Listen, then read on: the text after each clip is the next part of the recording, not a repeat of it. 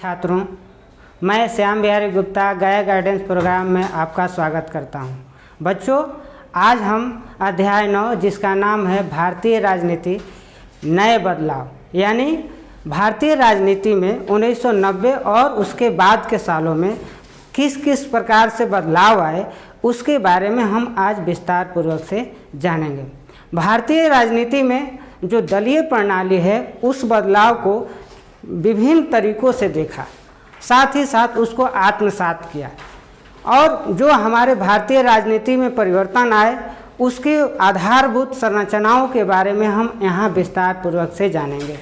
आइए हम देखते हैं कि इस अध्याय को पढ़ने के बाद हम कौन कौन सी बातें सीख पाएंगे, कौन कौन सी बातें जान पाएंगे। 1990 के दशक में भारतीय राजनीति का एक संक्षिप्त जायजा, यानी कि भारतीय राजनीति में किस तरह से परिवर्तन आया, दलीय प्रणाली उस परिवर्तन को किस प्रकार से देखा और जो चुनावी परिणाम हुए उसका क्या रिजल्ट हुआ, इसके बारे में हम यहाँ विस्तार पूर्वक से जानेंगे।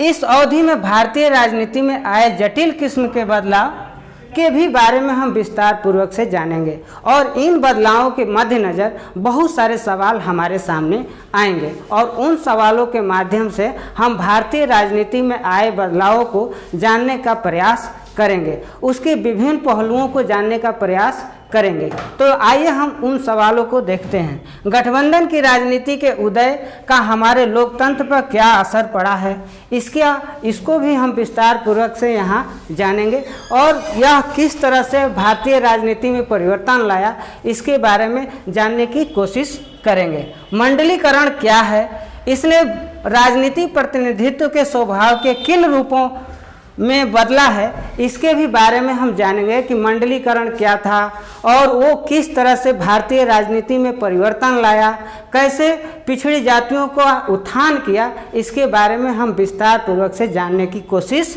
करेंगे। राजनीतिक लामबंदी के लिहाज से राम जन्मभूमि आंदोलन और बाबरी विध्वंस ने क्या विरासत छोड़ी है, इसके भी बारे में हम विस्तार पूर्वक से जानेंगे और ये जो घटनाएं घटी, इस घटना के माध्यम से हमारे भारतीय राजनीति में किस तरह से बदलाव हुआ, इसको हम विस्तार पूर्वक से यहाँ जानेंगे।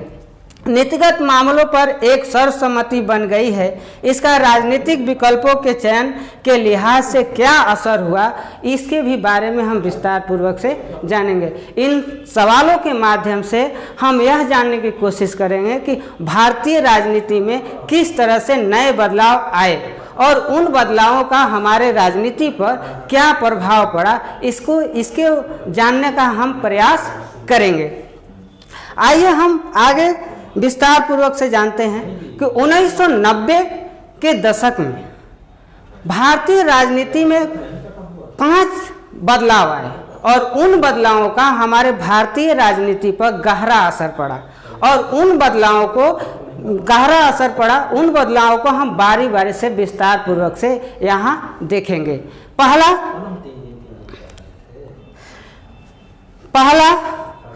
1989 ईस्वी में कांग्रेस चुनाव हार जाती है। 1984 में कांग्रेस 415 सीट लाती है, जो 1989 के चुनाव में महज 197 सीट पर सिमट जाती है। हालांकि 1991 के मध्यावधि चुनाव में कांग्रेस अपने प्रदर्शन को सुधारता है और सुधार करके फिर से सत्ता में वापस आ जाता है। लेकिन 1989 के बाद भारतीय राजनीति में, भारतीय शासन व्यवस्था में विभिन्न पार्टियों के अपेक्षा कांग्रेस का शासन अधिक दिनों तक रहा। जो प्रभुत्व कांग्रेस के अंदर पहले था वो प्रभुत्व अब देखने को नहीं मिल रहा है। तो इन बदलावों के चलते हमारे भारतीय राजनीति में परिवर्तन आता है। अब हम देखेंगे दूसरा मुद्दा, मंडल मुद्दा। मंडल मुद्दा में क्या होता है कि 1990 के राष्ट्रीय मोर्चे की नई सरकार ने मंडल आयोग की सिफारिशों को लागू करता है और उस सिफारिश में यह कहा गया था कि जो पिछड़ा वर्ग है उसको आरक्षण देने की बात कही गई थी और ये जो आया था इसमें इन सिफारिशों के अंतर्गत प्रावधान किया गया कि केंद्र सरकार की जो भी नौकरियां होगी उसमें पिछड़ा वर्ग को आरक्षण दिया जाएगा। सरकार के इस फैसले को लेकर भारत के विभिन्न भागों में हिंसक प्रदर्शन हुआ। अब हम जानेंगे कि तीसरा कौन सा बहुत बड़ा बदलाव था जिसका असर हमारे भारतीय राजनीति पर पड़ा। विभिन्न सरकारों ने इस दौर में जो आर्थिक नीतियां अपनाई वे बुनियादी तौर पर बदल चुकी थी और इसे नए आर्थिक सुधार के नाम से जाना जाता है। उस सुधार को हम नए आर्थिक नीति के नाम से जानते हैं। राजीव गांधी की सरकार में इसकी शुरुआत होती है और 1991 तक के बदलाव बड़े पैमाने पर प्रकट हुए।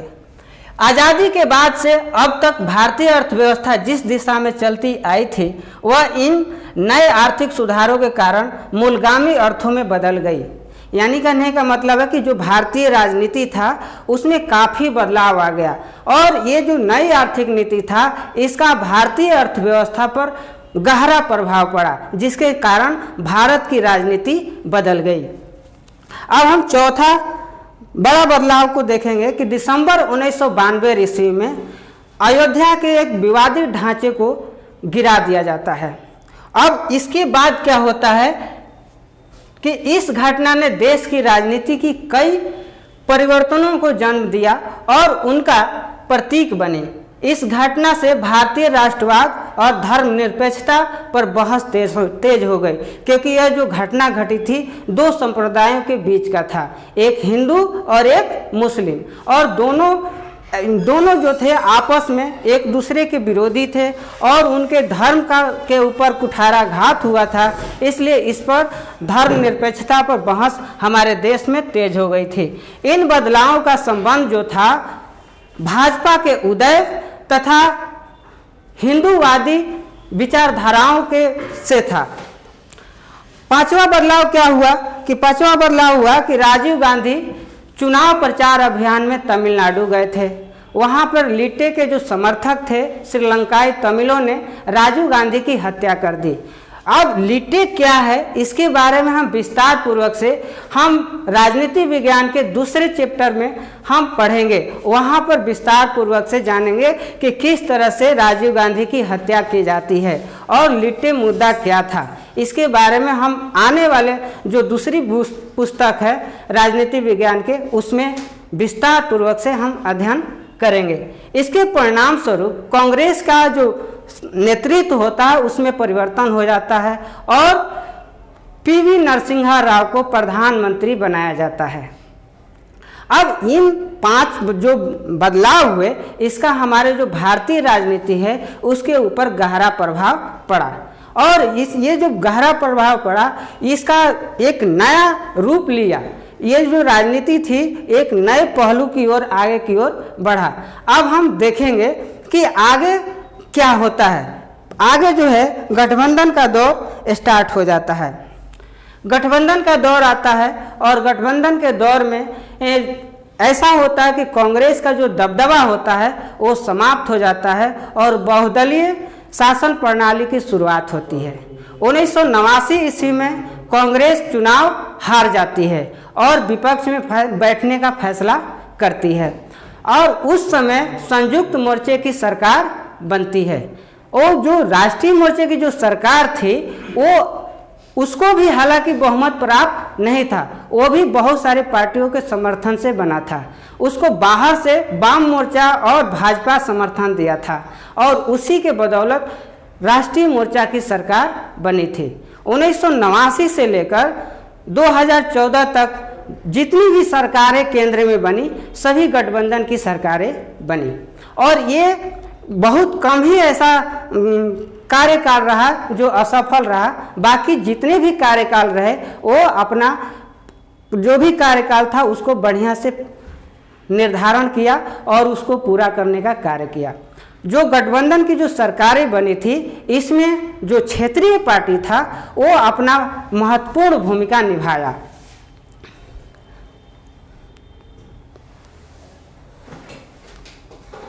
अब गठबंधन की राजनीति इसके ऊपर हम लोग प्रकाश डालते हैं। 90 के दशक में कुछ ताकतवर पार्टियों और आंदोलनों के उभार का साक्षी 1996 में बनी संयुक्त मोर्चे की सरकार में इन पार्टियों ने अहम किरदार निभाया। यानी कि 1996 में जो संयुक्त मोर्चा की सरकार बनी थी, ठीक उसी प्रकार से पहले 1989 में राष्ट्रीय मोर्चे की सरकार बनी थी। तो दोनों में एक दूसरे में सिमिलरिटी था, दोनों में समानता था कि 1989 में जो राष्ट्रीय मोर्चा की सरकार बनी थी वो भी वाम मोर्चा और भाजपा के समर्थन से बना था, और इसका मुख्य उद्देश्य था कि वो जो भाजपा समर्थन दिया था उसका मुख्य उद्देश्य था कि सत्ता से कांग्रेस को बाहर रखना है। ठीक वही घटना 1996 में होती है और यहाँ पे संयुक्त मोर्चा की सरकार बनती है। यहाँ पे कांग्रेस और वाम मोर्चा समर्थन देता है और इसका भी मुख्य उद्देश्य था कि भाजपा को सत्ता से बाहर करना है। यानी कि दोनों में सिमिलरिटी था। यह एक जो बड़ा पार्टी था दूसरे पार्टी को सत्ता से बाहर करना चाहता था। यह राजनीति जो है हमारा बहुत दिनों तक चला, 2014 तक जो भी था गठबंधन की सरकारें बनी। अब आगे हम चर्चा करेंगे कि 1991 और 1996 में भाजपा तो जो था मजबूत स्थिति में उभर कर आया। अब आगे क्या होता है इसके बारे में आप विस्तार पूर्वक से जानें कि 1996 में भाजपा सबसे बड़ी पार्टी बनकर के उभरा। यानी कि उसको बहुमत प्राप्त नहीं हुआ लेकिन सबसे ज़्यादा सीटें लाई। अब यहाँ पे क्या होता है कि वो अपना सरकार नहीं बना पाता है। इसलिए नहीं बना पाता है कि अधिकांश जो दल था भाजपा की नीतियों के खिलाफ था और नीतियों के खिलाफ होने के कारण उसको समर्थन नहीं देता है। ऐसी स्थिति में भाजपा की यहाँ सरकार नहीं बनती है। अंतोगत्वा मई 1998 और जून 1999 तक सत्ता में आ जाता है और यह गठबंधन करके सरकार बनाती है, लेकिन कुछ ही दिनों के बाद इसकी सरकार गिर जाती है। फिर 1999 में राजग ने दोबारा सत्ता हासिल करता है। राजग यानी एनडीए जो है दोबारा सत्ता हासिल करता है और अपना कार्यकाल को पूरा करता है। अब आगे हम लोग चर्चा करेंगे। यहाँ पे एक आपके एग्जाम में बहुत ही वेरी इंपॉर्टेंट क्वेश्चन है जो इस बार पूछे जाएंगे, बिल्कुल संभावित है। गठबंधन सरकार से आप क्या समझते हैं? 2012 और 2019 में पूछा जा चुका है। तो 2019 में पूछा जा चुका है और 2022 में आने की पूर्ण संभावना है। गठबंधन यानी कि जब एक पार्टी को पूर्ण बहुमत नहीं मिलता है तब दो या दो से अधिक पार्टियां मिलकर पूर्ण बहुमत हासिल करता है और सरकार बनाता है, तो उसको हम कहते हैं गठबंधन की सरकार। तो आइए हम इस प्रश्न का उत्तर जानते हैं। गठबंधन सरकार का तात्पर्य उस सरकार से है जिसमें कई दल मिलजुल कर सरकार का गठन करते हैं, क्योंकि किसी एक दल को लोकसभा में अकेले बहुमत प्राप्त नहीं होता है। 1989 के बाद भारत में गठबंधन सरकारों का युग चल रहा है। अब जो 1989 के बाद जो भी युग चल रहा है 2014 तक गठबंधन का दौर चल रहा है। हालांकि 2014 में भाजपा को पूर्ण बहुमत मिल जाता है, लेकिन फिर भी वो गठबंधन में रह के ही सरकार का निर्माण करता है। अब आगे हम लोग समझेंगे मंडल का लागू होना। यह भारतीय राजनीति में बहुत बड़ा बदलाव लाया और इसको हम लोग विस्तार पूर्वक से यहाँ पे जानेंगे। 1980 के दशक में जितने भी अन्य पिछड़ा वर्ग के राजनीतिक समूह था उसको एकजुट करने का काम जनता दल ने किया। अब इसके बाद क्या होता है कि राष्ट्रीय मोर्चा की सरकार जो है मंडल आयोग की सिफारिशों को लागू करने का फैसला किया। नौकरियों में आरक्षण देने के लिए तीखे वाद विवाद हुए और इस स्थिति में जो अन्य पिछड़ा वर्ग था वो अपनी आवाज़ को और सजगता से उठाने का प्रयास किया। अब इस दौर में ऐसी अनेक जातियां आगे आई जिन्होंने रोजगार और शिक्षण संस्थानों में अन्य पिछड़ा वर्ग को आरक्षण देने के लिए बेहतर अवसर उपलब्ध कराने की मांग की। जितने भी दल थे जो अन्य पिछड़ा वर्ग को अपनी ओर आकर्षित करना चाहते थे, उनका कहना था कि भारतीय समाज में अन्य पिछड़ा वर्ग का एक बहुत बड़ा हिस्सा रहता है और उनके उत्थान के लिए, उनके विकास के लिए उनको प्रतिनिधित्व करना, उनको शासन में शामिल करना एक लोकतांत्रिक कदम होगा। अब आगे हम समझेंगे कि मंडल आयोग है क्या। मंडल आयोग के बारे में हम समझेंगे कि 1977 और 79 में जनता पार्टी की सरकार के समय उत्तर भारत में अन्य पिछड़ा वर्ग जो है राष्ट्रीय स्तर पर मजबूती से अपनी आवाज़ को उठाता है। बिहार के तत्कालीन मुख्यमंत्री कर्पूरी ठाकुर इसमें अग्रणी थे और उन्होंने अपने प्रदेश में ओबीसी को आरक्षण देने के लिए नई नीति को लागू किया था। केंद्र में 1978 ईस्वी में आयोग बैठाया गया। आयोग को एक जिम्मा दिया गया कि वो अन्य पिछड़ा वर्ग को आर्थिक स्थिति को सुधारने के लिए, उनके परिस्थितियों को सुधारने के लिए उपाय सुझाने का कार्य दिया गया और उसका अध्यक्ष बनाया गया बिंदेश्वरी प्रसाद मंडल को और उन्हीं के नाम पर इस आयोग का नाम हो गया मंडल आयोग। अब उनकी सिफारिश क्या था, इसके बारे में हम लोग जान लें। आयोग का मशवरा था कि पिछड़ा वर्ग को पिछड़ी जाति के अर्थ में स्वीकार किया जाए, क्योंकि अनुसूचित जाति के अलावे बहुत सारी ऐसी जातियां हैं जिसको वर्ण व्यवस्था में नीच समझा जाता है। अब क्या होता है कि आयोग एक सर्वे करता है और उस सर्वे में पाता है कि शिक्षण संस्थानों में और नौकरियों में अन्य पिछड़ा की मौजूदगी बहुत कम है।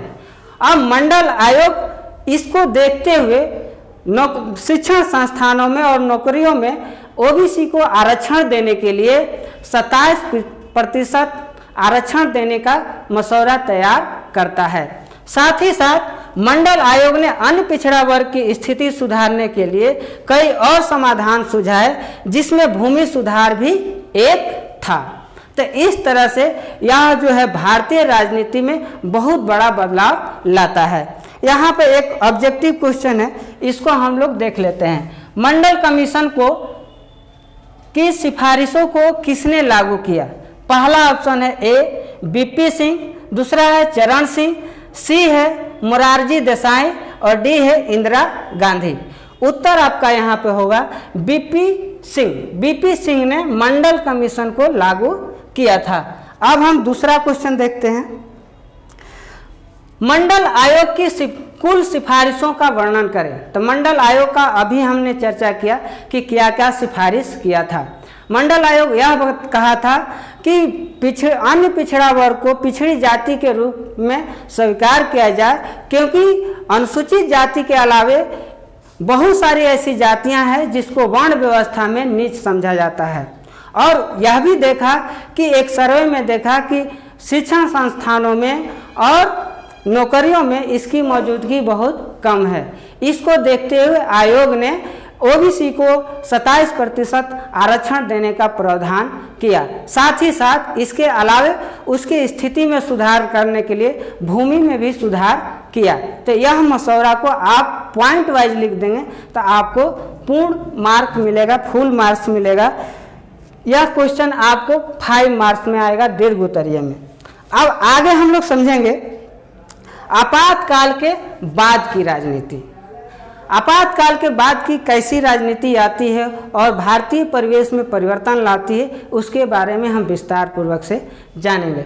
आपातकाल के बाद जनसंघ पार्टी जो है जनता पार्टी में शामिल हो जाता है। जनता पार्टी के विघटन और विलय के बाद जो जनसंघ पार्टी के जो समर्थक थे वो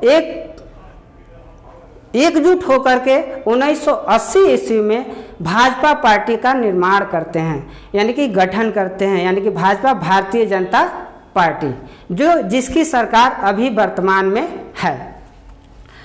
अब लेकिन 1980 और 84 में भाजपा का जो प्रदर्शन होता है वो सराहनीय नहीं होता है। इसके बाद क्या होता है कि 1986 के बाद इस पार्टी ने अपनी विचारधारा में हिंदू राष्ट्रवाद तत्व को पुरजोर ढंग से लागू करने का प्रयास किया और इसके लिए वो हिंदुओं को इकट्ठा करना शुरू किया, लामबंद करना शुरू किया और हिंदू की राजनीति करना शुरू कर दिया।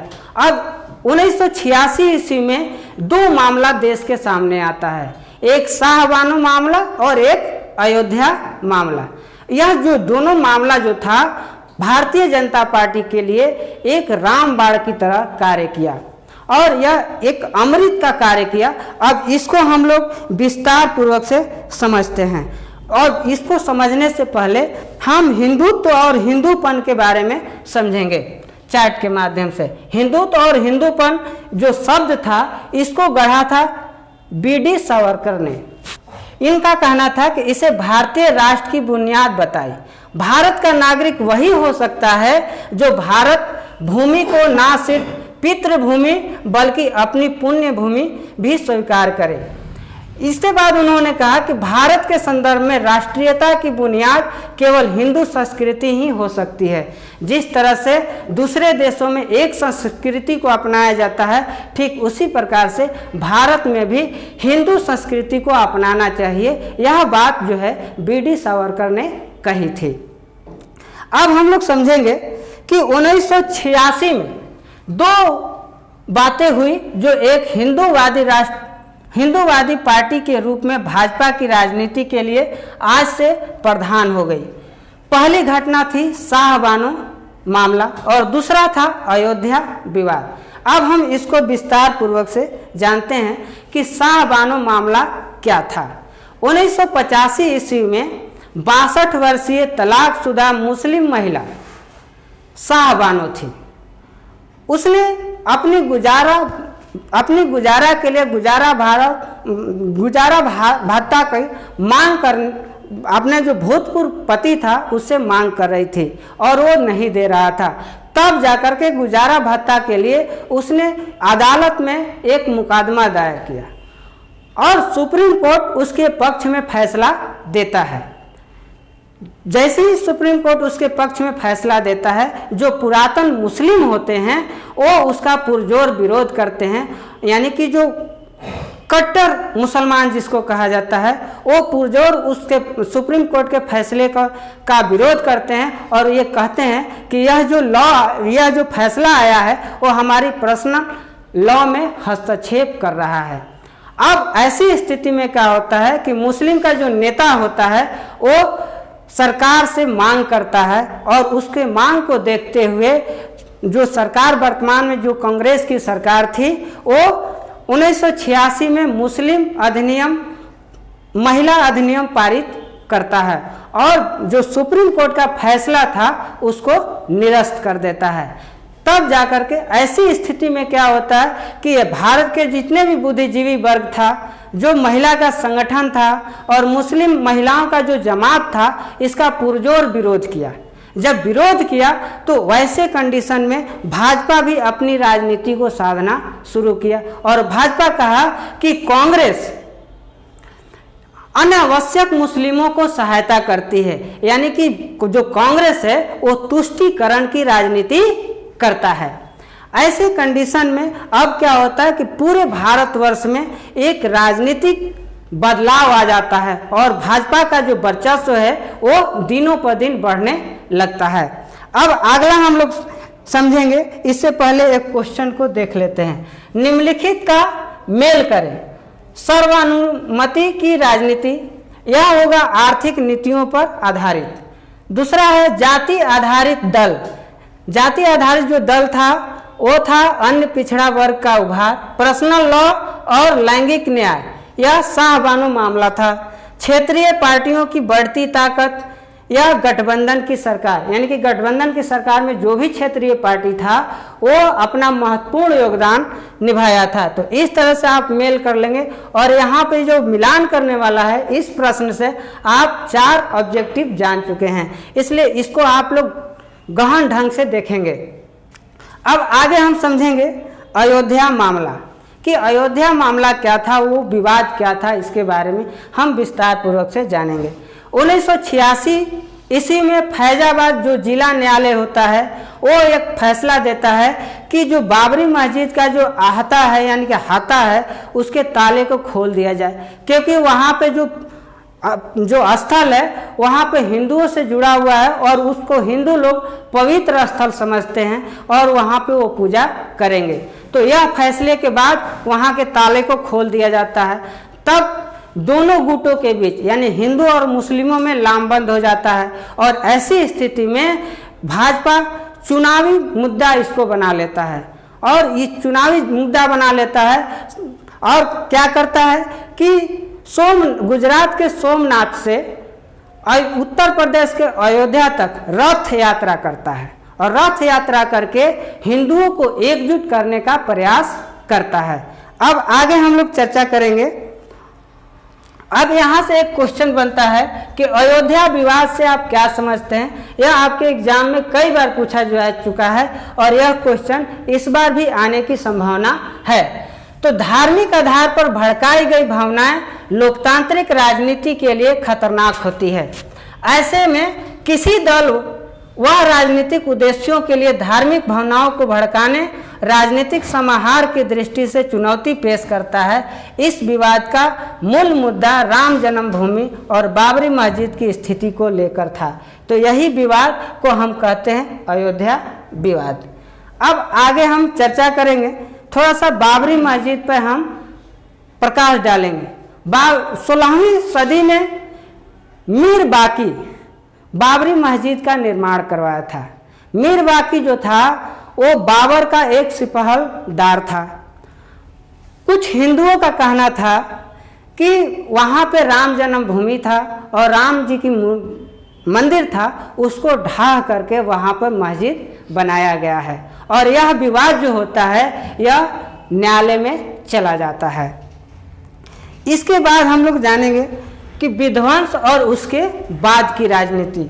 जो संगठन राम मंदिर के निर्माण का समर्थन कर रहे थे उन्होंने कर सेवकों की दिसंबर 1992 ईस्वी में एक बैठक बुलाता है और कहता है कि जो राम भक्त हैं, जो राम मंदिर के निर्माण करने के लिए सपोर्ट कर रहे हैं, वो श्रम दान करें। इसके बाद सुप्रीम कोर्ट का राज्य सरकार को आदेश देता है कि जो विवादित स्थल है उसकी सुरक्षा बढ़ा दी जाए।